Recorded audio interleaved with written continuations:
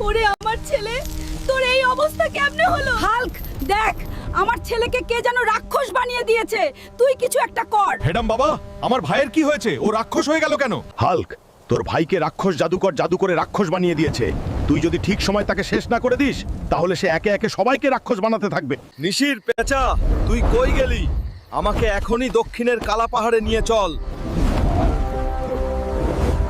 যেভাবেই হোক এই রাক্ষস রাজাকে হারিয়ে সবাইকে তার অভিশাপের প্রভাব থেকে মুক্তি করতে। রাক্ষস রাজা, আমি আসছি তোর জম হয়ে। এই রাক্ষস রাজার সৈন্যরা, তোরা আমার সামনে ময়লা ছাড়া আর কিছুই না।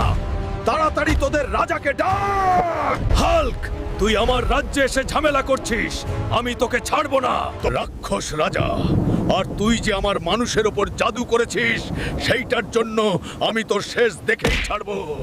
হাল্ক, তুই আমার সামনে কিছুই না। আজ থেকে